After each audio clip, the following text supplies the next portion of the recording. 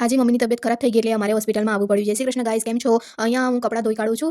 બધા તો કપડાં ધોવાઈ ગયા છે, મશીનમાંથી કાઢીને અહીંયા હું સૂકવી દઉં છું. આજે તો મોસમ બહુ જ ખરાબ હતું એટલે મને નથી લાગતું કે કપડાં વહેલા સુકાશે. વાદળછાયું વાતાવરણ છે, 2-3 દિવસથી તો ઠંડી બી લાગે છે ગાઈસ. તમારે ત્યાં લાગે છે કે નહીં મને કોમેન્ટ સેક્શનમાં જરૂરથી કહેજો. અહીંયા જો અમારી સોસાયટીના ક્યુટ ગલુડિયાઓ આ બહુ જ ક્યુટ હતા ગાઈસ. મેં એકને બોલાવી બી ખરો પણ ના આવ્યો. હવે અમે જઈએ છીએ હોસ્પિટલમાં ગાઈસ, કેમ કે મારી મમ્મીને થોડી તકલીફ થઈ ગઈ હતી એટલે ડોક્ટરે કીધું તમે લેબોરેટરીમાં જઈને રિપોર્ટ કરાવો. લેબોરેટરીમાં બહુ વાર લાગેવી હતી એટલામાં મેના બેન જોડે હું વાતો કરતી હતી એટલામાં તો મારા મમ્મીનો નંબર આવી ગયો બ્લડ ટેસ્ટ માટે. તો અહીંયા બ્લડ ટેસ્ટ માટે મારી મમ્મી આપી દે છે બ્લડ અને અહીંયા તો 2-3 કલાક માટે કીધું કે અમને 2-3 કલાક પછી જ અમારો રિપોર્ટ મળશે મમ્મીનો. એટલા અમે લોકો બીજી હોસ્પિટલમાં ગયા મારા રૂટીન ચેકઅપ માટે. અહીંયા અમે આવી ચૂક્યા છીએ. ગાયનિક ડોક્ટર છે, આ બહુ સરસ ડોક્ટર છે, આમની દવા સરસ હોય છે ગાઈસ. તો અહીંયા અમે આવી ચૂક્યા છીએ. અહીંયા બહુ ભીડ નથી એટલે મેં પૂછ્યું એમને કે અમારો નંબર લાગી જશે કે નહીં. તો એમને કીધું હા લાગી જશે. અમારી આગળ 2 પેશન્ટ હતા પછી મારો નંબર હતો એટલે બેને કીધું કે સારું થોડી વાર બેસો પછી તમારો નંબર લાગી જશે. તો અહીંયા હું મારું નામ બામ લખાવી દઉં છું અને મારી રૂટીન ચેકઅપ એટલે એવું નથી કે રોજ આવવાનું. મારે થોડી તકલીફ થઈ ગયેલી હતી એટલે હું અહીંયા આવતી હતી પણ હવે સારું છે બધું. ખાલી એક જ વખત ચેકઅપ કરાવવાનું કીધું હતું ડોક્ટરે એટલે હું અહીંયા ચેકઅપ કરાવવા આવી છું. તો અહીંયા જોઈ શકો છો મને થોડી વાર બેસવાનું કીધું એટલે હું અહીંયા બેસું છું. પછી મારો નંબર લાગી ગયો અને મને દવા સજેસ્ટ કરી છે થોડી ઘણી. તો અહીંયા દવા લેવા આવી ચૂકી છું. દવા લઈ લીધી છે મેં અને પેમેન્ટ બી કરી દીધું છે.